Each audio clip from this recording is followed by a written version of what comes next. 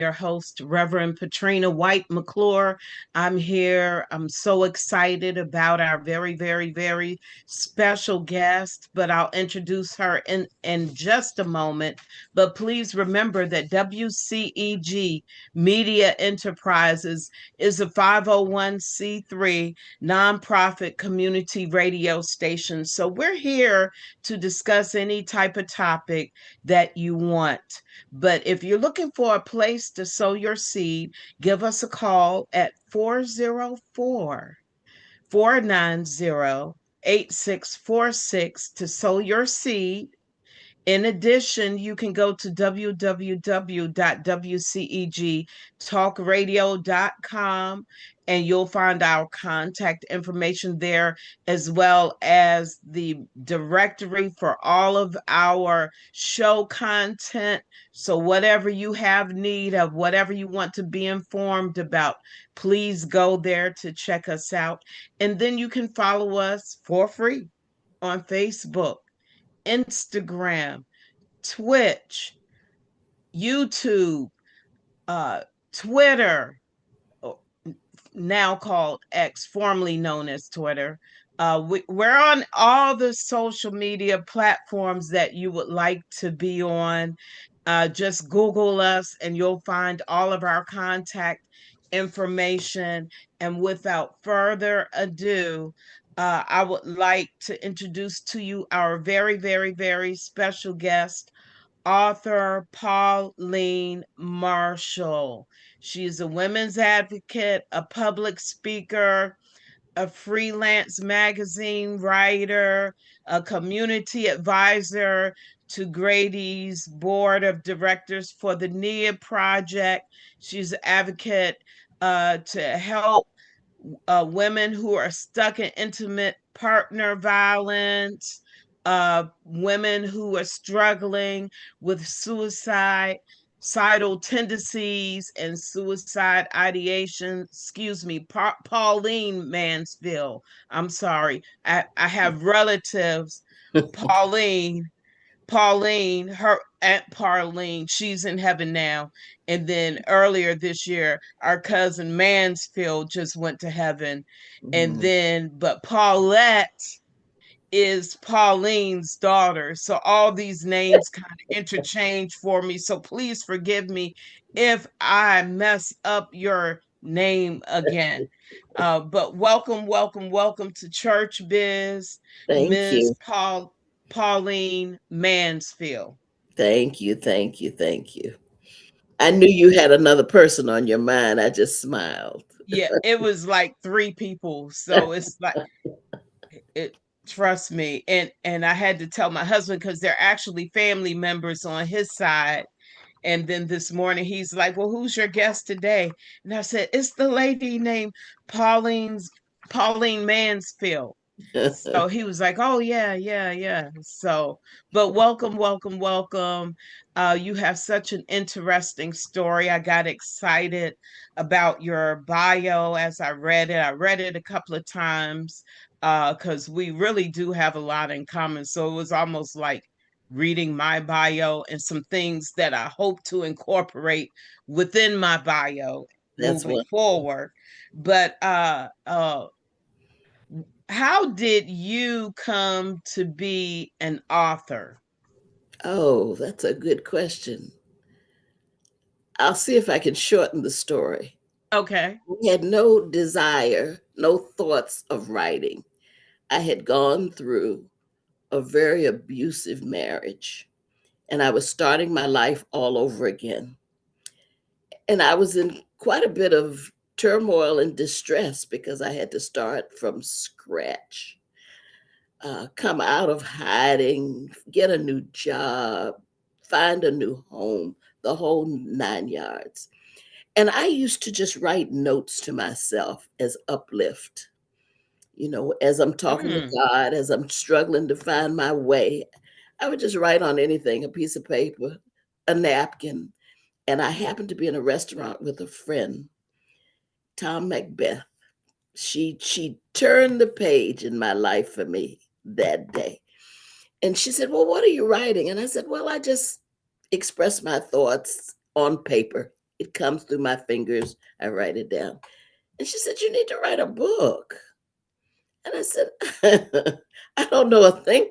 I don't know anything about writing a book. I have no desire. I'm trying to start my life all over again." And she said, "Girl, you really need to think about that. This is not about you. This is about helping somebody else." Mm, mm, I still didn't want to do it. It was at the bottom of my list. It wasn't on my list, period. And she said, "I'm going to introduce you to my publisher. I just wrote a book myself, and I think she can help you."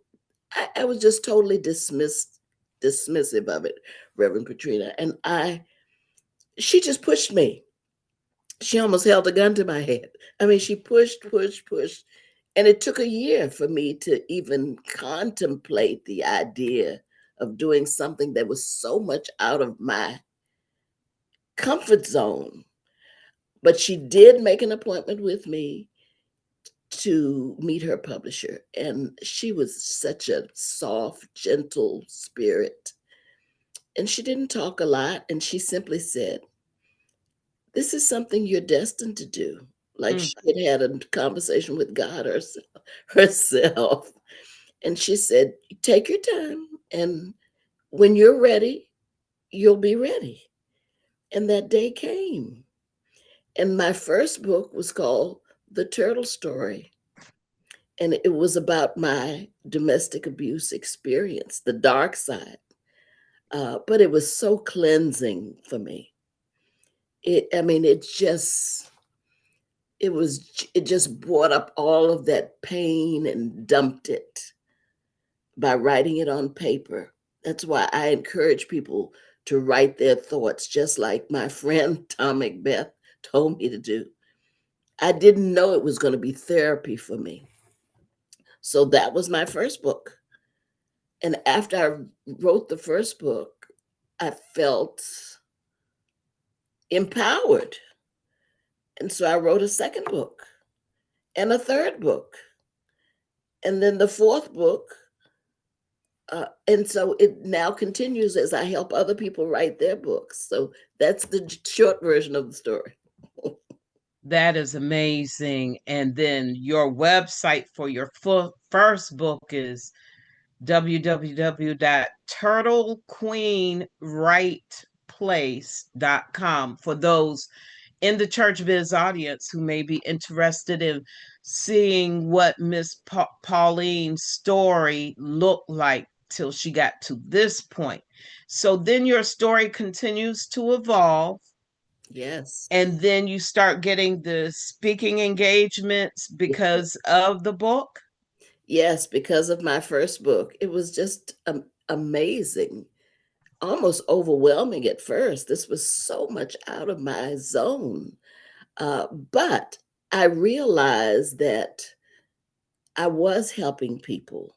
Mm, And I realized actually that in a couple of instances, I was saving lives. I never expected that. You never know what small thing you do, a shoulder, a word, a telephone call, somebody to just hold your hand through a moment that will take you over that precipice that says, now you're on the other side, you can breathe. mm. So it has just been an extraordinary journey for me. I told somebody this week when I spoke at an event that person that existed then, 30 years ago, is gone. Yes. And I became a brand new person. Praise the Lord. Praise the Lord. Uh, Amen. and I love this space. I'm free. Mm, I beautiful. became free. It was a slow, tough, sometimes confusing journey, but there is nothing like peace and freedom because that's what I had prayed for. Reverend Patrina, I did not think I could be free. For some reason, I thought that was destined to die in that dark place. But when I became free, I realized that was what I was entitled to all the time. And Yes. the bonus was the peace and the joy. And, my space now where I live and the people that I surround myself with, it's just glorious to live in that kind of peace. That's beautiful. That's amazing. And your testimony just right there. I love being in this place. The old me is gone. And that's so symbolic of even our Christian relationship. We Yes, are no longer the same in Jesus's name, yes, so we should be continuously growing, evolving into our best versions of ourselves.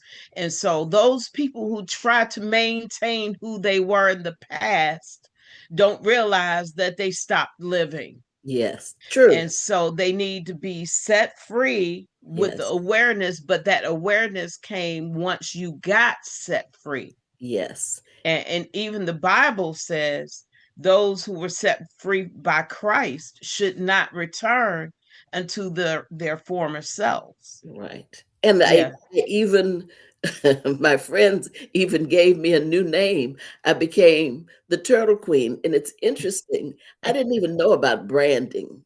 I had not a clue. It wasn't Hmm. my vocabulary. But that became my brand, the Turtle Queen. Okay. And people remember me and the books that I've written because of that. So it's been very helpful in terms of promotion that this new name that this new crown that I Mm. was given to wear has helped me in ways I never even imagined.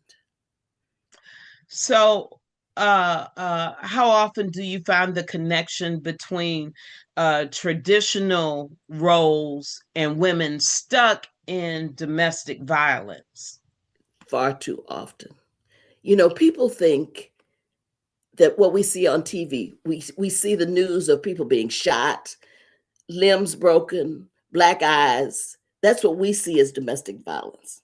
But it's far more than that. Right. Domestic violence starts with that emotional abuse, the put downs, the power and control, somebody telling you what to do at every moment or what you cannot do. People making you feel threatened at every moment of your life. And that grows into that very criminal abuse that can put people in jail. So I have found that there are women in every step, walk of life I have met.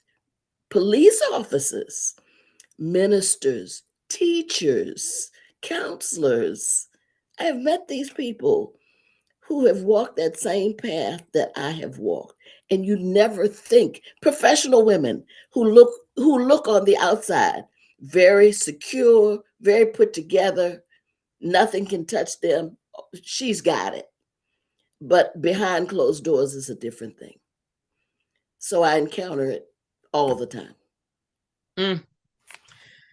And you're pointing out how we often judge people by what we see, Correct.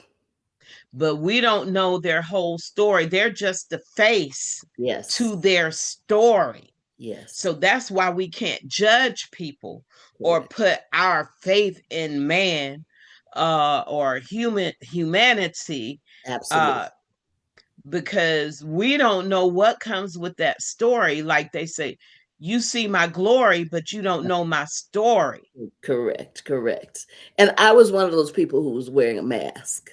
Hmm. And you have to take that mask off, be real, admit to who you are and what you are and what's happening in your life. And one of the first things I tell people who may be struggling through an abusive situation is that you have to tell somebody. Okay. You have to have somebody you go and talk to. That's the first step toward freedom. Because if you keep it hidden, you know, anything that people hide, it's Hmm. going to hurt them in the long run. Right. So you have to free yourself first before you can become totally free. And that was my walk. And it's so critical, I believe, too, to have that relationship with the Lord, who can coach you through each of these phases, because as you develop your relationship with Christ, he will speak to you through his Holy Spirit. This Yes. is what you should do. This is your next step. You need to move forward in this area. You need to reach out, and but you said the same thing. I mean, the main point, which is in these situations, how people have to speak out. Yes. That is where their power comes from. God will help you to Yes. become your best advocate. Yes. Yes. So writing for me has been my way of speaking out in so many ways, from the first book even to the book about my dad, because it did so much, I think, to help my family in many, many ways, because this was not something I ever expected to do. I've had so many surprises in my journey along the way. So how long has it been since you've written The Turtle Queen? Or excuse me, let me see, I wrote it down, The Turtle Story. I wrote that first book in 2004. Okay. All right. And now your new book is the one about your father that's in Well, the actually, background. it's the last book that I actually wrote, because I've been writing other people's stories since that time. I wrote my father's book in 2015, and I get calls all the time from people to um, release it, and I get calls so often about this one book, Songs of a Father I Never Really Knew. Some of them are Mm, just scams, to be perfectly honest. wow. And so I have to sort through what is real and what I really want to do with the book. What I had hoped to do, and I still may work toward it. I wanted to do a documentary about my book about my dad, because his story was so unusual. And I never knew his story. I discovered his story when I wrote the book. And that itself was a total accident. I was having a conversation with a friend, and he said to me, "Pauline, I saw some information on the internet about your dad." I said, "You don't even know my dad." I mean, he was not somebody I talked about, because we weren't very close. And I said, "There must be somebody else named Emmanuel Mansfield." And he said, "No, this is your dad. Wasn't your dad a singer?" And I said, "Well, he sang. I mean, I didn't know him as a professional musician. He sang in the church. He gave concerts around the community." I said, "Well, yes, he sang." And I said, "Plus, the internet didn't even exist when my dad was living. He died in 1978. So this can't be about my dad." And he said, "Pauline, hang up the telephone and Google your dad's name." I did. I would. I was, even to this moment, I'm blown away at what I found. There were newspaper articles from all over the United States and Canada about a man I thought I knew. Mm, I called my daughter and I said, "Jennifer, Google your granddad's name," who she didn't even know, because he died when she was at 3 or 4. And she said, "Okay." And we started Googling together and found out a whole life mm. about a man I thought I knew, but didn't. So that's how that journey began. And his story is so incredible. It's mind blowing to me. His biological daughter, he never talked about it. He was gone a good part of my life, Mhm. singing. I knew he was, but I didn't, it never entered my mind that he was a professional singer. He never talked about it. We never had anything in our home that exemplified him as a professional singer. I was just stunned. I was absolutely stunned. So I spent 3 years piecing together all of these newspaper articles to follow his journey from a small town in Virginia to becoming a professional musician who sang all over the world. And That is that story happened. that is interesting. So what are, besides finding out that he was a professional recording artist, what are some of the other things you found out? I found family I didn't even know. Mm, My father never talked at all. He at home, he may have talked somewhere else, but at home he was silent Sam. He would, and I think he was very angry. Well, maybe angry is too strong a word.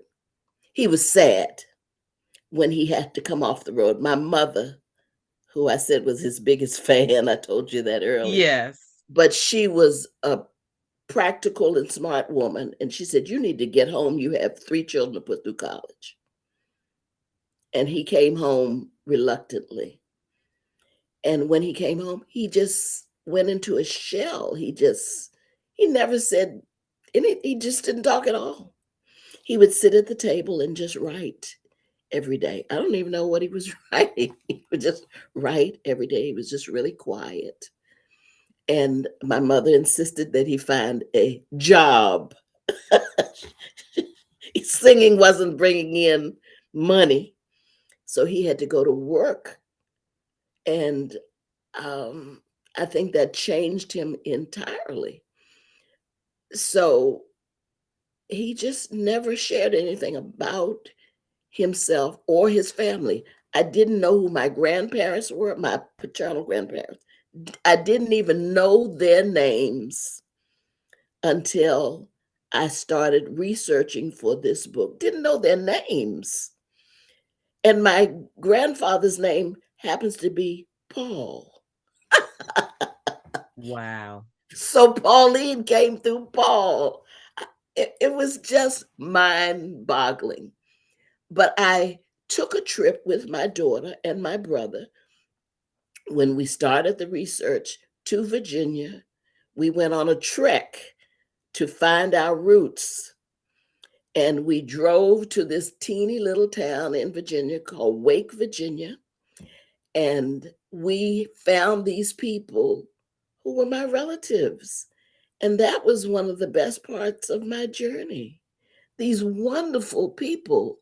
And they were, I thank God for my daughter who likes to do things now. She said, "Mom, we have to go now. We have to go right now. These people are old. They may die before you get this information." So we made contact with them. And when we got there, they had pulled out photographs I had never seen. They took us through the town and showed us the family church, the place where my dad had gone to school. I met a first cousin who I just never even heard of. His mother was my dad's sister. I had never even heard her name. My dad was the oldest of 18, and I knew 3. Wow. So Wow.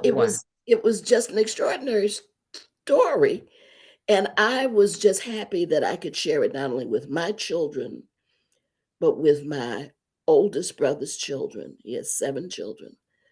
And I wanted that to be a legacy of the Mansfield family. So this was more like a gift to my family, an unexpected gift that I never expected to get that I could then pass on. So I made sure all of them had books that told their story. And I had them to send pictures of themselves so I could put those pictures in the book. Okay. So I wanted to be inclusive. So it was a wonderful journey. I bet. I mean, that's so exciting because you're basically building the family tree from right where you are. Correct. And it's that mantle is on maybe 1 to 3 people in a family to begin doing that if they are interested in their family story. Right. And in fact, I was talking with my cousin last night, and she was tracing back our family members, and our story was similar, which is uh, people didn't talk, Right. so you don't know the history. You don't really know how many people or family members you have until you start doing your own investigation. Correct. But like I told my cousin, because she's like right in the throes of everything. She's like, I don't know why they didn't do this, that, and the third. So I'm like, well, you got to remember we're only 1 to 3 generations removed from slavery, Right. and we brought a lot of those practices into our family history. So you couldn't talk back then, so Right. people didn't talk. I said most of them were traumatized, Right. so people didn't want to remember that, or Correct. they couldn't remember, because even our own parents, the one generation ahead of us, all of them couldn't remember things, and Right. but it was related, it was connected to all the family violence and the trauma that they experienced, including segregation, Right. all of that. Right. And I think with my dad's family, they were just struggling to be alive. Yeah. We they came from very poor upbringings. Nobody had anything. His mother ended up in an insane asylum, and she died there. And actually, I want that to be my next story. I'm working on that because she went into the insane asylum, I think when she was 40. I think when she was 40, after her 18th child. And she stayed there until she died, and she's buried on the insane asylum grounds. So I am now researching, I'm in touch with that insane asylum. It's called Central State Asylum. And it was a Central State Asylum for coloreds then, but it's a state mental institution now. And I verified when she was admitted, her name wasn't even Mansfield, it was Fields. So the name has transitioned through the years. In my discussion with the family I found in Virginia, they told me that the name changed several times because our ancestor, who was a slave, ran away. Whether or not that's true, I'm not sure. But he ran away and he changed his name once, and then it changed several times. So it went from something to field, then to fields with an S, and then to Mansfield by the time they settled in Wake, Virginia. So that made it even harder doing the research because I was dealing with so many names. I bet, because I've heard some of our family names on my dad's side, how there were certain name changes, and we have relatives, we know the original name, but it was like me being inquisitive. How did you get this name? If they're this family member, how did this name come up? Oh, they committed crimes. So to run from the police, they changed their name. Back then, it wasn't a legal process. You just changed Right. your name. Correct. Just like adoption wasn't a legal process. You just gave kids away. Yes. you know and Yes. so but all of us have these stories. If they're Yes. American, all of this is a part of their story. And so it just takes the work, the effort, and the stick to itiveness to want to go ahead and get that story for the future generations so that they'll know where they come from. They'll Right. have an identity. And maybe so many people won't feel disenfranchised within their family units and want to commit crimes and stuff because they don't have any sense of self-worth. Right. Well, I want to, I just have this pull to write my grandmother's story to honor her. Obviously, I did not know her, have no photo of her, so I don't even know what she looked like. Neither of them. I don't know my grandfather or my grandmother, what they look like, or anything about them. But Mm. in terms of uplifting her as a woman, this woman had 18 children. 18. Oh, 18, and I don't, this is just a thought of mine. I don't think 18 voluntarily. My understanding through family, the family stories that I was able to pick up, that her husband wasn't the best husband. And he just planted seeds and was not a participant as a parent. So the weight of all of that, I mean, she had a, and these were all single births. And this was a woman who had to go out in the fields, I'm told, drop these babies and get on with her life, taking care of the ones she already had. I was also told that 8 survived, 10 were planted along the fence of the fields in stories that were passed on. And so I feel that this was a woman who was not crazy. I think she was depressed. yeah. She had she had the weight of the world on her shoulders by herself. And I want to tell her story. And of course, I'm going to have to make up part of, but I've been working on it now for a couple of years. But I Yeah. want to collect as much factual information of Eliza Fields was her name. Somewhere in me, I just feel that I know her, and Hmm. well, I think I need to honor her Okay. by telling her story.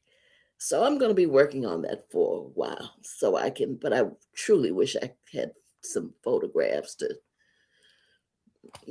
that I could just reach out and touch. Yeah. When she went away to the mental institution, the children were scattered far and wide. They went wherever. The boys went off on themselves. They were teenagers. They just went off, some never to be seen again, went off alone. One ended up in Philadelphia. And I was able to get in touch with his son in later years, thank God. Um, it was just nice to be able to know him before he died.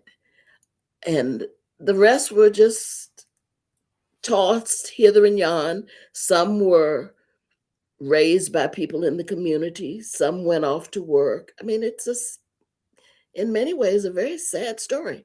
And my dad's journey to become a singer began there.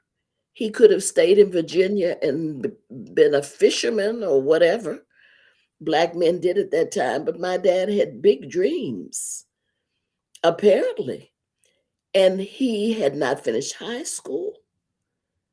He got a GED and spent the next 15 years working on a college degree. Wow. And we really still need to focus on the value of education, because somebody need to know something in your group. Okay. So Mm. we can't keep making life up as we go. Yes. And like me, I'm in school presently, but I know I get bored with knowing what I know, so I have to learn in order to keep myself rejuvenated. Yeah. And so I totally get that message, along with the inspiration of some of my predecessors, like my father, my Mm. grandfather, because my grandfather, he didn't have college education. I think he may have graduated from high school. I can find that out. But to talk with him, you would have thought that he had a doctorate degree in something. Yes.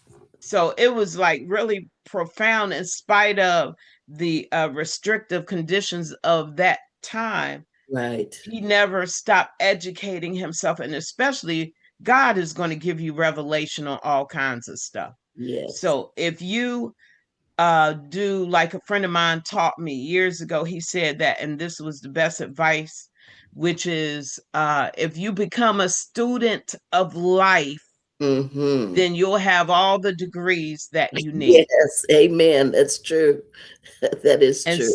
so I try to learn something Hmm. every day. It doesn't matter what it is. I try to learn at least three things a day, more than something, but at least three things today. So sometimes I'll stop and say, what did I learn today?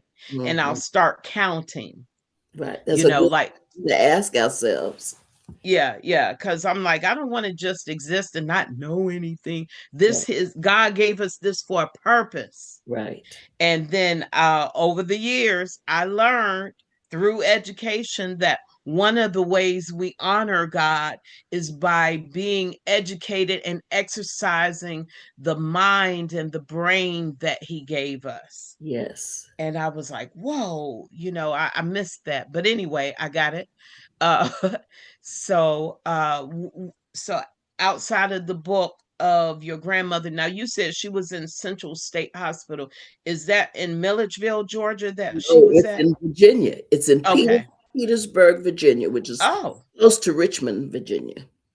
and it was amazing during that time growing up how many mental institutions there were, all from Georgia, wherever you could. Right. And that was the remedy for a lot of things. Like even if a teenager got pregnant, she was if the family didn't hide her, she was put in a mental institution, Right. Right. Right. and no telling whatever happened to those children. But is also probably why a lot of people are afraid to go to the mental or get mental health care I know. like they need to, because of the negative connotations that come from our history like that. What are your thoughts about that? Well, at that time, going back to my grandmother's time, they put everybody in the institution. If you did anything that was different, it could be someone who had cerebral palsy.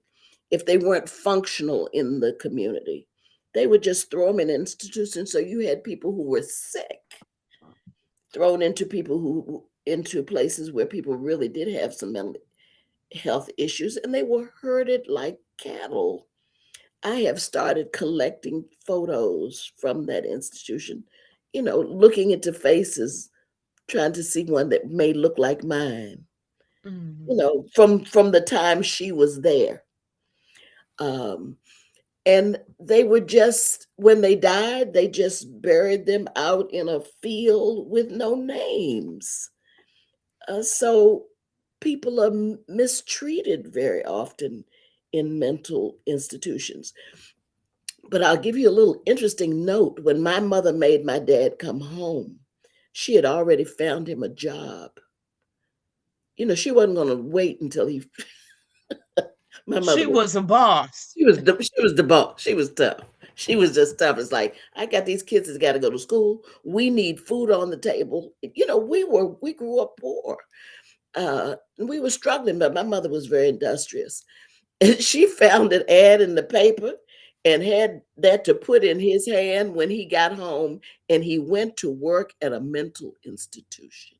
Mm, And he was able to get Social Security as a result of that. St. Elizabeth's mental I institution. remember that. Right. You in My Peachtree County. Yeah, Right. my aunt was in that hospital. Yes. Yeah. That's the biggest hospital in the Maryland, DC area. Maryland, Virginia, DC area. What St. they call the DMV now. DMV, right. As a matter of fact, when Reagan was shot, that young man who shot him ended up in St. Elizabeth. But my dad, I thought it must have been painful knowing that his mother died in an institution, that he was now working in one. Yeah. He became what they called a mental health aide. And he took that job and created another job teaching patients to sing.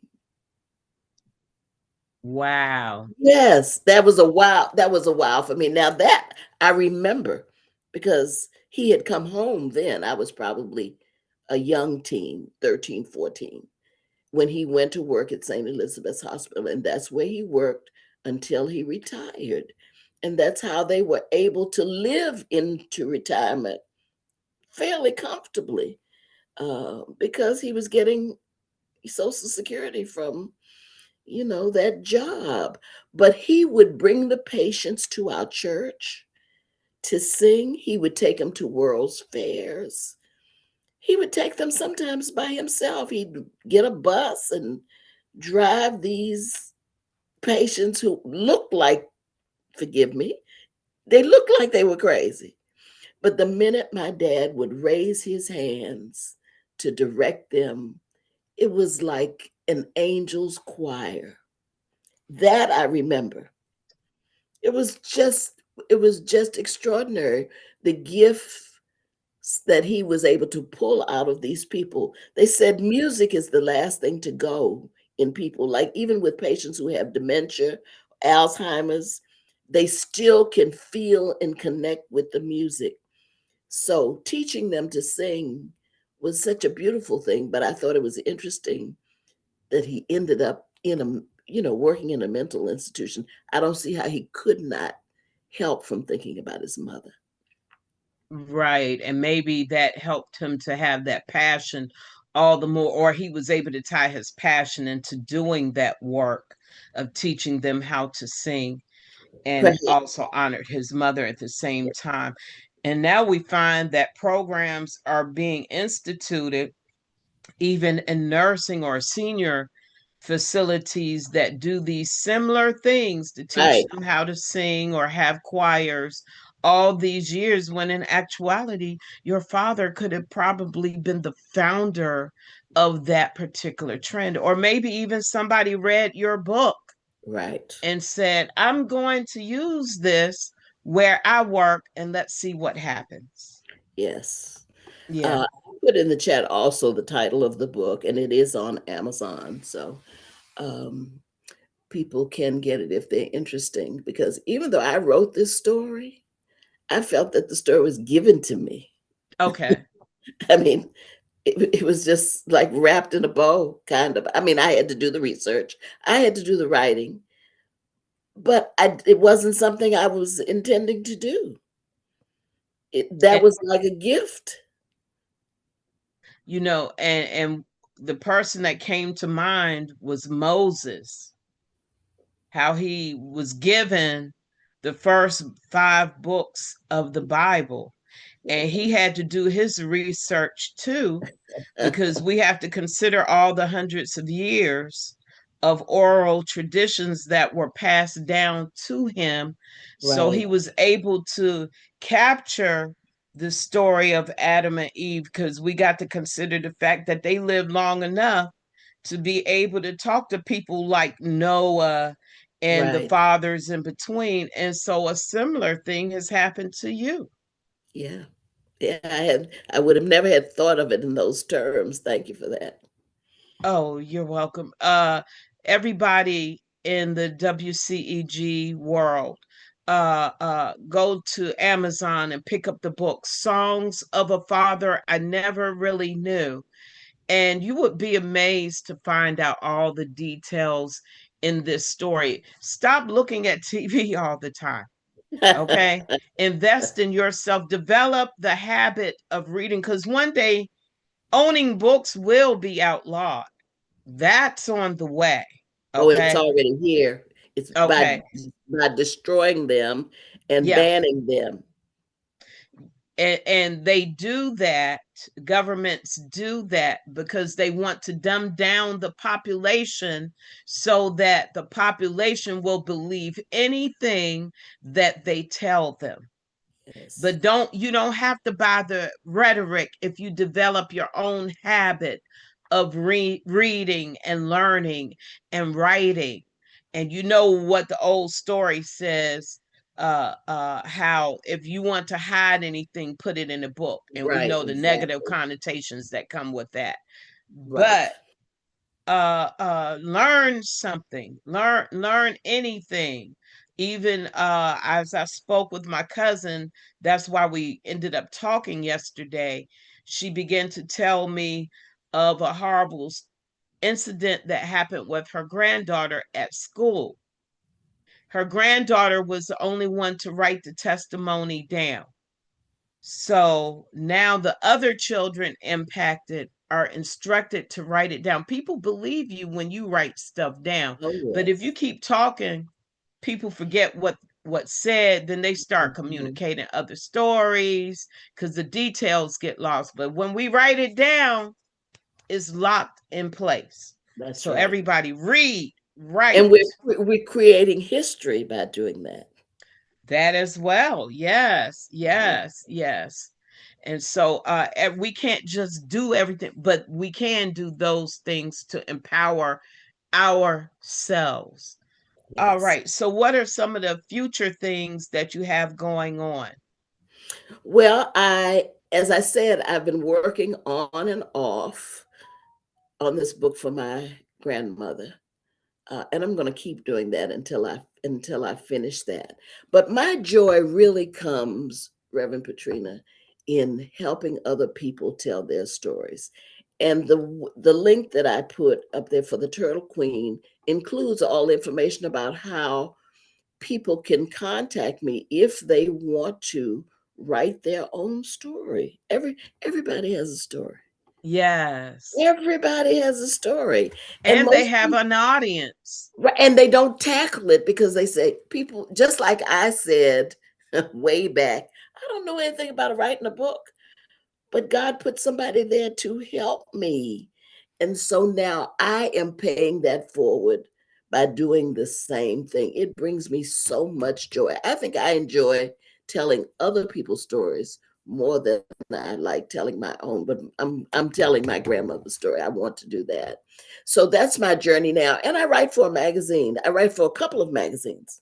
Okay. I'm an art lover. Uh, just art is just in my soul. I love all kinds of art. And I'm a bit of a collector. I started collecting 20 years ago, and I've been collecting ever since things that I love. And so I started writing very recently for Black Arts in America magazine. There's a Black Arts in America gallery in East Point, one of my favorite places to go for therapy, just to Okay. in the beautiful art they have there. It's right in East Point. And I recently started writing for their magazine, which I thoroughly enjoy. I interview artists, or I may write something in particular about an event that they have there. So that brings me a lot of joy. And then I also write for a magazine called Kin and Dignity Magazine. It's based in Texas. Uh, and I write blogs for them. I write small town stories, which I truly and love enjoy doing because I come from a small town. So I just connect with the beauty of small town life. PG County is now considered a fancy place. But when I Yes. was growing up in PG County, it was the country. Okay. It was truly the country. We were 10 miles from Washington, D.C., but my little community, and it's still there, had no street lights. We were a Black community that existed on our own.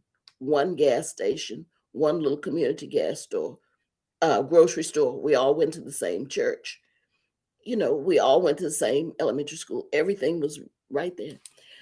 So I love small town stories. So I enjoy writing small town stories, and I will continue to do that through the magazines that I write for. So that's what brings me joy these days. Beautiful. In fact, I was in Fort Washington a few months ago. My mother had passed, so my brother and his family, they lived there. And I was really amazed. It had been years, decades since I had been in Fort Washington. But I was, now that I'm older and I could perceive a little bit better, I was amazed at how the community is structured, all the hills, Yes. and the one church that was sitting off in the corner. It was like, wow, I have to come up here one Sunday just to experience how it's just set in its own place, Hmm. and it seems so serene. And then I started looking, well, it's really not that many other churches in the community, even though there are many outside of it. Right. But I thought that was a nice, clean area, pretty sizable homes, decent sized properties, older homes Yes. mostly. And so I can see how you were a community within a larger Correct. community. Correct. Right. And so what do you think about the harbor being built outside of there? I can't connect with it. I mean, when I left, there was nothing.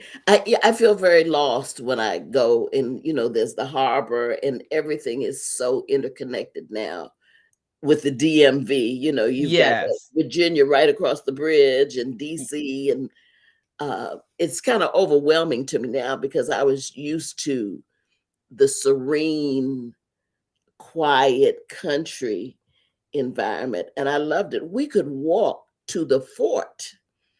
Many people don't know that Fort Washington is Is a actually a fort that Which is still outside of the exists, mall. right? That it still exists Yeah. to this day. We used to walk to that for our entertainment. Um, and so, I still have that country girl in me. When I came to Atlanta, this was like dying and going to heaven. I Oh, mean, wow. this was, I had never seen it, the big city. So this was wonderful, but I still am in my soul just a small town girl. And I think when people connect to the small town, they never really lose that passion for the small town, because the relatives I spoke about, it's still kind of a small town, Yeah. although it's at the border of Southwest Virginia, Reedsville, North Carolina. Hmm. But I even though it's my husband's family, I still love going to that small town. Yeah. Even when my dad used to do revivals all over the place in small towns, my Yeah. best memories, most of them were in small towns, and the best food, fresh, pure food, best tasting Yes. food Yes. was in small towns. Something wonderful about it. And I Yeah. think we need to get back to village thinking, where we take Hmm. care of each other, we look out for each other. Yes. I miss that, where everybody was your family, even though they were a neighbor. So that's the kind of environment I grew up in, where every single person in the town was, even if they weren't biological, they were your family. We all went to the same church. We did everything together. And people who are living in isolation now are in trouble. Yeah. We, Yeah. we, we need to gather together and hold each other up because we're going into some hard times. And it's that's the only way really we're going to survive, because you're Right. talking about having access to foods and other things that we Yes. need. Because even today, my mindset was like, I need to see if we need to fill up the gas cans. That's right. Okay. So you got to think in a survival mode, and that's what our traditions taught us. Like you talked about how your parents were just living. They didn't have time to talk. They were just trying to live. Right. And so that's the mindset we have to start considering. Yes, God will provide all of our needs according to his riches and glory, but he also gives us wisdom, like he did with Joseph when he was in Egyptian Yes. captivity, to start storing up for the famines, and then periodically, when we read throughout the Old Testament and even in the New Testament, in the book of Acts, how the one prophet said a famine was coming. They had to build it up. Yes. They had to prepare for the hard time, the hard seasons. So it's still God blessing us through both the plenty and in times of need. Right. And so those, but that's what comes out of community when Mm-hmm. we begin to discuss and educate one another of how we're going to make it. Hey, if we love each other, because at the end of the day, all of our histories trace back to Adam. Yes. Okay, so we are all family, whether we Right. want to That's admit it true. or not. That is true. but but you connected on something critical about how so many people are in isolation. I Check me if I'm wrong. I think a lot of us, because we came from our histories, or those our generations before us, came out of histories of lack. So when Dr. King began to talk about the message of equality, we kind of didn't know how to balance it and kind of misused the message. And then that's when as well as segregation or desegregation, that's when we started kind of, drifting off into our Mm-hmm. own silos. Yeah. And that's, yeah, Uh, that's where we are now, but that we've got to fix that. Okay. So how would you recommend that? I know we're getting close to our time. We start at home. I do more Okay. things with my children and with close friends. I mean, it could be as simple as eating together. If you do it once a week, once a month, that's very significant. Okay. Breaking bread together, going places together, rather than doing things alone. And you need to do things with people who are going to hold you up in critical times. So I think we need to start again, reconnecting as family, as villages. I grew up in a commune where my grandmother lived right behind us. My aunt and uncle lived right next door. We had a commune within a commune. And so you knew you would never be without, because if you didn't have it, your neighbor would give it to you or your relative would give it to you. And there's no shame in that. People need to know that that's going to be what will save us. Right. So I'm working toward that myself by doing more with my core group, looking out for my brother, making sure my children look out for me and vice versa. We have to do things, share things and share information, not keeping secrets. Mm. We're all in this together. Yes, we are. And I love how God has blessed you with the revelation of the gift of family. We Yes, don't ever really know how valuable our family members are to us until we hit the hardest of times. correct. It's going to either prove who's there with you or those who really aren't who Right. they say they are, but they might convert and start beefing up their game, if you will. All And things are possible. yes, they are. Amen. All right. Well, I want to thank you for being a part of Church Biz on Oh, today. I thank really, really you. enjoyed our conversation. And I'm sure since this is our first time meeting, I'm probably going to be reaching out to you for some information about being an author, because I've been talking about it too long. And it's time to get it done. Not that it was on my list either, but it's too much that Yeah. God has done for me that I want to share. And I got to get the first book out so that the others will come, because I already have ideas for at least 4 books. Yes. But I just got to get the first one put in Yes, print. you start at the beginning. So Okay. it can Mm, be done. One turtle step at a time. okay. And I love that. And I love turtles. Me That too. used to be my favorite pet when I was a little girl. And even when my kids had some I was like trying to keep them, even though they were snapping turtles. But anyway, that's another story. But I love turtles to this day. So I love how you're the turtle queen, right? RITE. WRITE, like Oh, writing better. excuse me. Yes, place.com. Right. That's to get the turtle story. And if you need to come out of your situation, use Miss Pauline's story to be your catapult into your new you. You don't have to stay stuck. Get the Mhm. help you need to get out your situation. You know, you may not even realize you're stuck. Just read the book. It's going to help you out so that you'll know how to structure your prayers and ask God to intervene on your behalf. And Dr. Patrina, just real quick, I'd like to invite any potential authors or current authors. We're meeting today at the East Point Library at 2 o'clock. We meet once a quarter to share ideas about writing, whether you're just beginning or whether you're already on the journey. You know, it's funny. I had went to one or two of those years back.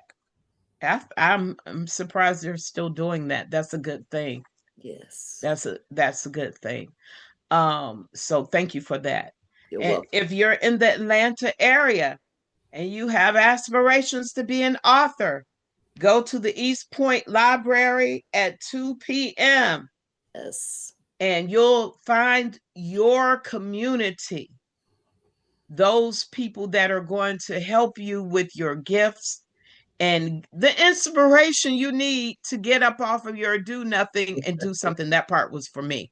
I love Uh, that. so everybody, Miss Pauline Mansfield's story is such a beautiful story. Go check it out. Whether it's the turtle story or songs of a father I never really knew. And the interesting part is you knew him, but you didn't know him. Correct. And a lot of us are like that with our parents. Yes, Yeah. So pick those books up. Find your inspiration, find your place. And how do you know that you found your purpose? When you start helping others. yes, All right. Do you in the name of Jesus. And everybody, like I always tell you, take care of you, your mind, your spirit, your body, your soul. God bless you. God bless you.